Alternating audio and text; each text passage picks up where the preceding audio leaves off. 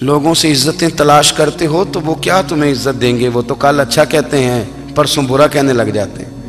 لوگوں کے سامنے گڈ بک میں آنا چاہو گے تو وہ تو سویرے تمہارے بارے میں کچھ کہیں گے، شام کچھ اور کہیں گے۔ اپنی روحانی زندگی آباد کریں، اپنے مسلح کو وقت دیں، اور دنیا سے چھپ کر، اس موبائل کو بند کر کے، اور اپنے آپ سے بھی چھپ کے اور تنہا ہو کے، چھپا کے سارا کچھ اپنے آنسو اپنے رب کی بارگاہ میں پیش کریں، اس کے حضور حاضری دیں۔ سنو نا ترمذی کی حدیث، اور اسے یاد رکھنا، نبی پاک علیہ السلام نے فرمایا اپنے دکھ لوگوں کے سامنے نہ بیان کرنا، سیٹھوں نوابوں کو نہ بتاتے پھرنا، دنیا داروں کے سامنے جا کے نہ رونا کہ میں تکلیف میں ہوں۔ فرمایا اگر دنیا داروں کو دکھ بتاؤ گے رب تمہیں کبھی غنی نہیں کرے گا، اور لوگ ہیں کہ الٹا مذاق اڑائیں گے۔ آپ کی جس سے بڑی پکی یاری ہے نا، پکی، وہ تب تک پکی ہے جب تک آپ نے 50,000 مانگا نہیں، اور جس وقت آپ نے کہہ دیا کہ میں مجبور ہوں میری مدد کر، تو پھر ختم ہو گئی دوستی۔ لوگوں کی تعلقات آپ کے ساتھ تب تک ہیں جب تک آپ ان سے کوئی ضرورت وابستہ نہیں کرتے۔ کریم محبوب فرمانے لگے بندوں کے سامنے دکھ نہ بیان کرنا، اللہ تجھے کبھی غنی نہیں کرے گا۔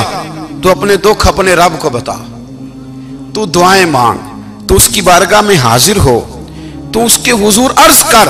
فرمایا اپنے دکھ اپنے رب کو بتا، وہ جلدی کرے یا دیر سے کرے تجھے ساری دنیا سے بے نیاز کر دے گا، تجھے کسی کا محتاج نہیں رہنے دے گا۔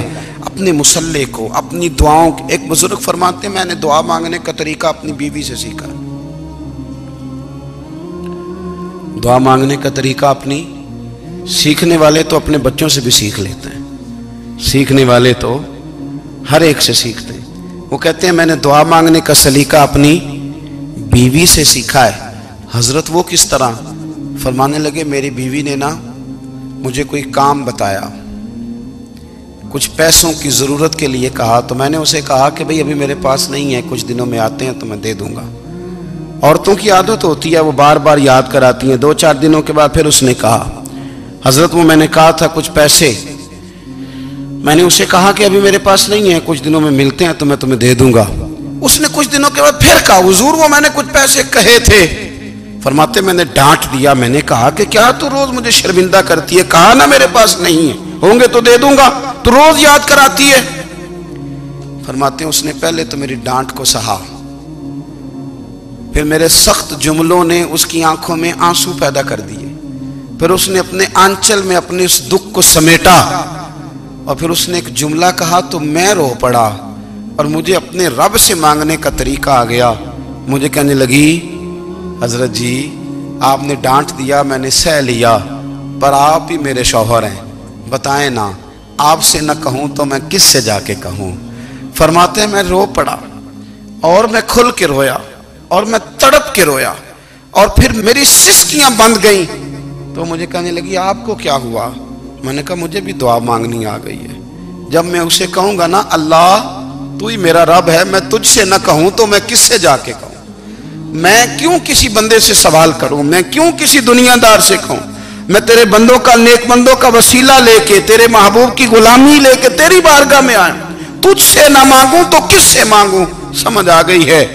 جب میں اس رنگ میں مانگوں گا تو پھر رب میرے اوپر بڑا ہی فضل فرمائے گا، وہ میرے اوپر بڑی رحمت کرے گا، وہ میرے لیے آسانیاں کرے گا۔ عزیز دوستو ہم اس طرح کرنے لگ گئے ہیں کہ ہم نے نا اپنے تعلقات پر اعتماد کرنا شروع کر دیا ہے۔ میرے تعلقات بہت ہیں، ہم نے اپنی دولت پر اعتماد کرنا شروع کر دیا ہے، میرے پاس دولت بہت ہے۔ ہم نے اپنے علم پر، اپنی شہرت پر اعتماد کرنا شروع کر دیا ہے کہ میرے پاس فلاں چیز بہت ہے۔ یاد رکھنا جب بے نیاز اپنی صفت بے نیازی دکھاتا ہے تو بڑی بڑی دولتوں والے مجبور نظر آتے ہیں۔ بھائیو جب انسان کا رشتہ اپنے مالک کے ساتھ ہوتا ہے پھر تو غم بھی کچھ نہیں کہتے، پریشانیاں بھی کچھ نہیں کہتی، پھر تو زندگی صبر والی، پھر تو زندگی توکل والی، پھر تو زندگی بھروسے والی، پھر انسان اپنے آپ کو رسوا نہیں کرتا، دنیا داروں سے امیدیں اس کی ختم ہو جاتی، امیدیں اللہ رسول سے لگا لیتا ہے، مضبوط ہو جاتا ہے، مضبوط، طاقتور ہو جاتا ہے، خوددار ہو جاتا ہے، باوقار باعزت ہو جاتا ہے۔ حضرت بہلول دانا رحمت اللہ علیہ بیٹھے تھے تو ہارون رشید حج کر کے آ رہا تھا، تو رستے میں حضرت شیخ سے ملاقات ہو گئی تو السلام علیکم کے بعد کہنے لگا حضور کوئی حکم ہو تو بتائیے گا. تو حضرت بہلول دنا فرمانے لگے تیرا رب کون ہے؟ اس نے کہا اللہ. تو فرمایا میرا کون ہے؟ کہا اللہ. فرمانے لگے تو بڑا ہی بیوقوف ہے، کیا تو یہ سمجھتا ہے کہ رب ہارون رشید کو تو دے گا اور بہلول دانا کو بھول جائے گا؟ تیرا بھی وہی رب ہے، میرا بھی وہی رب ہے. اس نے اگر تجھے دے کے آزمایا ہے تو ہو سکتا ہے مجھے نہ دے کے آزما رہا ہو. جب اس کی حکمت کے تقاضے ہوں گے تو عطا کرے گا اور دے گا. تو جا اپنا کام کر. بھائی اپنی روحانی زندگی، اپنی عبادات، اپنے وظائف، اپنے روزمرہ کے معاملات، اپنی دعائیں، اپنا استغفار.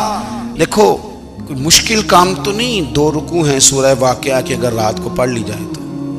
میں کس طرح یہ بات بیان کروں کہ تعویذ بانٹنا آسان ہے اور وظیفہ بتانا مشکل ہے. سارا دن تعویذ بانٹیں تو لوگ لینے کو تیار ہیں، اور اگر آپ وظیفہ بتائیں تو کہتے ہیں تو مشکل کام ہے. او خدا کے بندے، اگر آپ کا تعلق قرآن پاک کے ساتھ مضبوط ہو، قرآن پاک کے ساتھ اگر آپ کا رشتہ ہو، لوگ سفارشیں ڈھونڈتے ہیں نا دنیا میں، کوئی تعلق مل جائے تو میرا کام ہو جائے. دنیا میں اتنا مشکل معاملہ ہے، آخرت میں مجھے بتائیے گا کتنا مشکل معاملہ ہوگا. میرے نبی پاک صلی اللہ تعالی علیہ وسلم نے فرمایا جو لوگ سورہ ملک پڑھا کرتے تھے نا، سورہ ملک، یہ سورت ملک قیامت میں ان کی سفارش کرے گی، اور اس طرح کرے گی کہ کہے گی اے اللہ یہاں اس بندے کو جنت میں داخل کر دے یا مجھے قرآن پاک سے علیحدہ کر دے. تو رب فرمائے گا جا اس کا دامن تھام کے اسے جنت تک پہنچایا.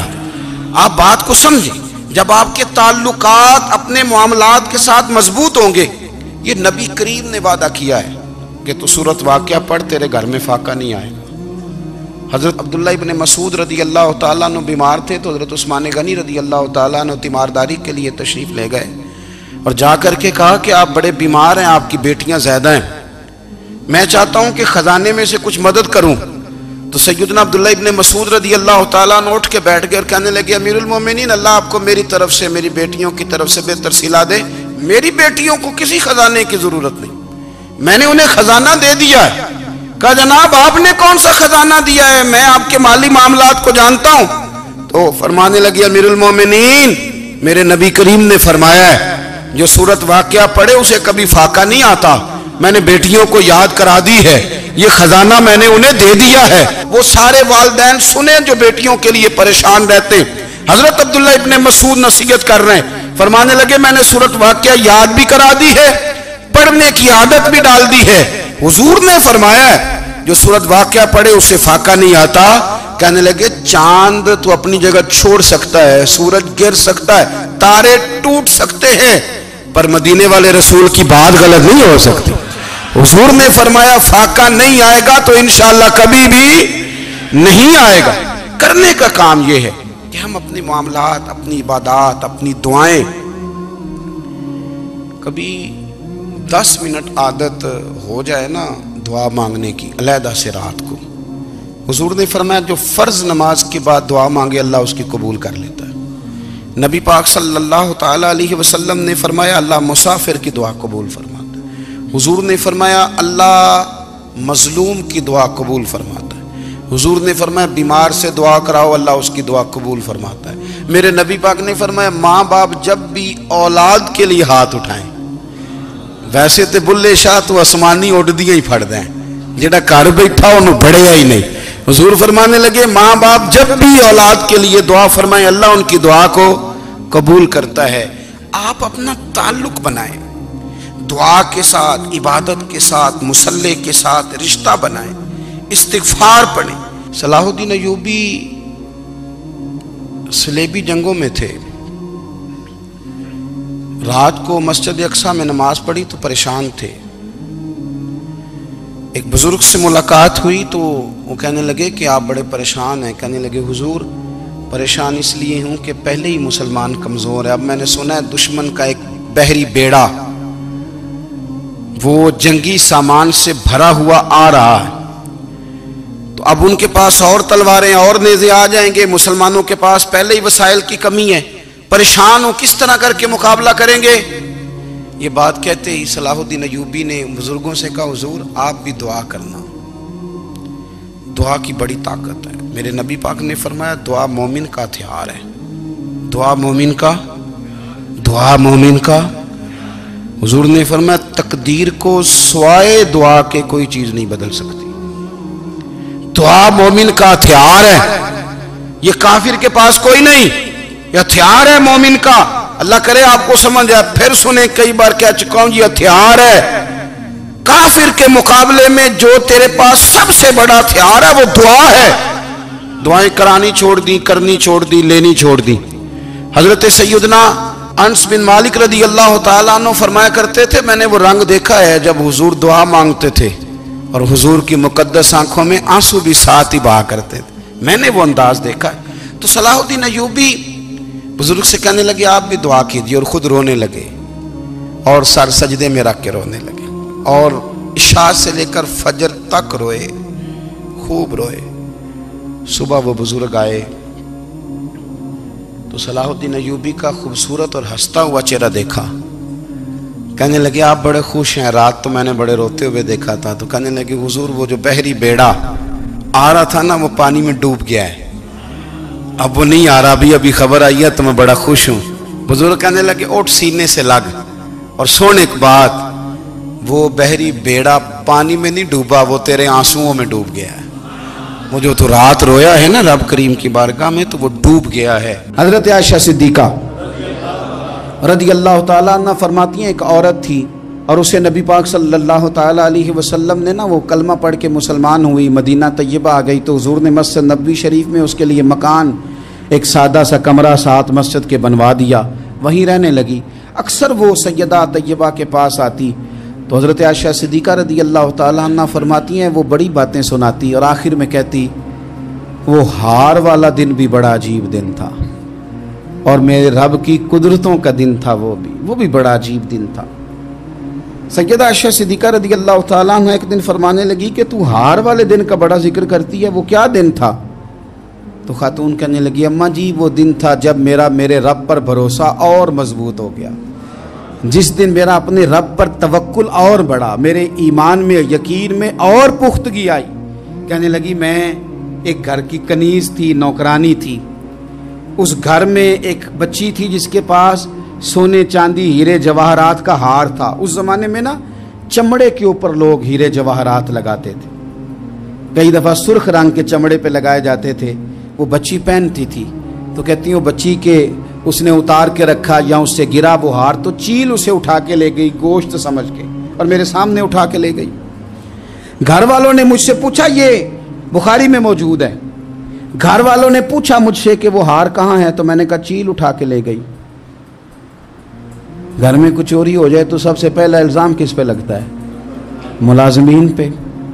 کہتے انہوں نے مجھے بڑا مارا، بڑی تکلیف تھی، حتیٰ کہ میری شرمگاہ تک کی تلاشی لی، میری عزت اتنی خراب کی میں بتا نہیں سکتی۔ میں نے اپنی زندگی میں ایک واقعہ دیکھا، ایک امیر گھر میں چوری ہو گئی، ملازم کو اتنا مارا کہ وہ چارپائی پہ پڑ گیا، پولیس والوں سے اتنی مار پروائی گئی کہ وہ بیچارہ چارپائی پہ پڑ گیا، اور پھر وہ اتنا بیمار ہوا، اور کچھ دنوں کے بعد پتہ چل گیا کہ چور تو اپنا بیٹا ہے ان کا، پھر اس کا انتقال ہو گیا۔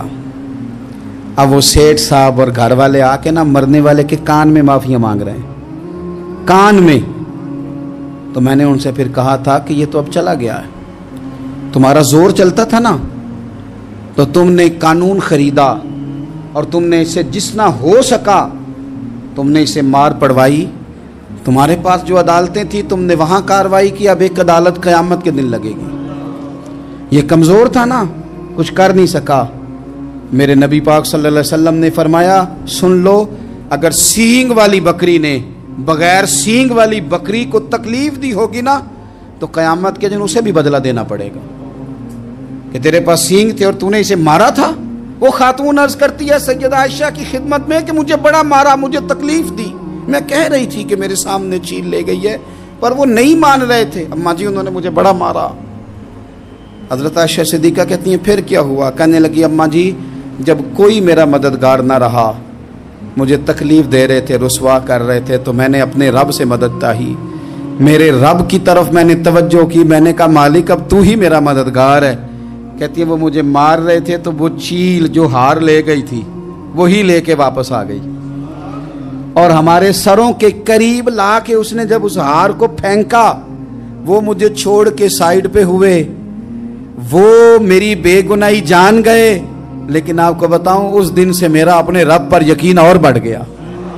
मुझे समझ आ गई कि जब इंसान पूरा टूट जाता है और जब कोई चारों जानिब उसका मददगार नहीं होता, तो रब तो होता है ना, अल्लाह तो उसका मददगार होता है ना, वो तो फिर अपने उस बंदे की मदद करता है ना, फिर वो तो तवानाई देता है ना, वो तन्हा नहीं छोड़ता, वो तो आंसुओं वालों के आंसुओं पे बड़ा करम फरमाता है, वो तो कसम पुरसी में आ जाता है, उसकी रहमत बढ़ के इस्तकबाल कर लेती। ओ मेरी मिल्लत के जवानों, मज़ा नहीं आ जाता जब सारी दुनिया सोई हो, सारी दुनिया, और बिस्तर भी गर्म हो और नींद भी पूरा गलबा कर रही हो, और अचानक घंटी बजे दिमाग में, आंख खुले, घड़ी पे नजर पड़े, 3:30-4 बजे का पैगाम घड़ी बताए, और कोई चढ़ती जवानी वाला उठ के वुजू करे, और जब वो मुसल्ला खोल के बिछाए तो मदीने वाले महबूब कहते हैं कि हर नमाज पे रब सवाब देता है, और जो उठ के तहज्जुद की नमाज पढ़े उसे देख के तो रब मुस्कुराता है, जो उसकी शान के लायक है, जो उसकी शान के लायक, वो मुस्कुराता है, खुश होता है कि मेरा बंदा तहज्जुद में उठ गया, वो मुस्कुराता है।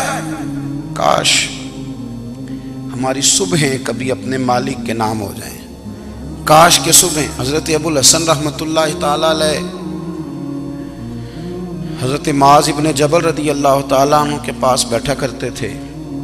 फरमाते हैं उनसे जो प्यार बढ़ा तो फिर मेरा मुसल्ले से भी बढ़ गया। ताबिएं फरमाते हैं सहाबी रसूल से मोहब्बत हुई तो जिक्र से भी हो गई, फिर दुरूद शरीफ से भी हो गई। मोहब्बत उनसे बढ़ी तो फिर अल्लाह ने मस्जिद का प्यार भी बढ़ा दिया। आप फरमाते हैं कि मेरी हर वक्त तबीयत चाहती थी कि बस अल्लाह अल्लाह करूं, बस अल्लाह अल्लाह करूं, बस ना मैं ज़रा थोड़ी जान छुड़ाऊं लोगों से, को 10 मिनट मिले तो मैं कुछ 4 नफल पढ़ लूं, मैं थोड़ा सा ना बचूं लोगों से, और मुझे तस्बीह मिले तो मैं ना कुछ 400-500 दफा इस्तिगफार पढ़ूं, सुभान अल्लाह, अल्हम्दुलिल्लाह, अल्लाहु अकबर, ला हौला वला कुव्वता इल्ला बिल्लाह, मैं ना तस्बीहात पढ़ूं। फरमाते हैं कि बच्चे थे घर में 6-7, गुर्बत थी, काम मिलता कोई नहीं था, और मैं काम चोर नहीं था, काम ढूंढता था, पर अल्लाह की कुदरत के काम नहीं मिलता था। फरमाते हैं कि मैंने एक दिन अपनी अहलिया से कहा कि आज मैं फिर जाता हूँ काम ढूंढने, तो मेरी बीवी बड़ी फर्मा बरदार थी, पर उस दिन ना गुर्बत के हाथों तंग आके कहने लगी, आज नाना कोई तू चीज़ लेके आया, तो मुझसे बच्चों की भूख नहीं देखी जाती है, सब रोगां दा रोग मुहम्मद जिसदा नाम गरीबी, कंड बुला के लंघ जाते नहीं दोस्त यार करीबी, आज ना कुछ लेके आया तो मैं बच्चे लेके मेके चली जाऊंगी। शेख फरमाते हैं कि मैं बड़ा परेशान घर से निकला, पर मैंने सुबह से लेके जोर तक काम ढूंढा, काम मिला कोई नहीं, तो मेरे दिल में ख्याल आया चलो काम नहीं मिलता तो अल्लाह अल्लाह तो करे ना, चलो बंदों की मजदूरी नहीं मिलती तो रब करीम की इबादत ही करते हैं। फरमाते हैं कि मैंने ना फुरात के पानी से वुजू किया, नहर के, शदीद धूप थी, साथ रेत थी और रेत तप रही थी, मैंने अपना रुमाल वहीं मुसल्ला के तौर पर बिछा लिया, और फरमाते हैं कि जोर से लेकर असर तक नमाज पढ़ी, धूप भी पूरे जोर पे, पर मेरे सजदे का ज़ौक़ भी पूरे जोर पे। फरमाते हैं सूरज भी चमक रहा है और रब की इबादत का ज़ौक़ भी पूरे जोर पे, मैं सजदा करूं तो फिर मेरा उठाने को जी ना चाहे।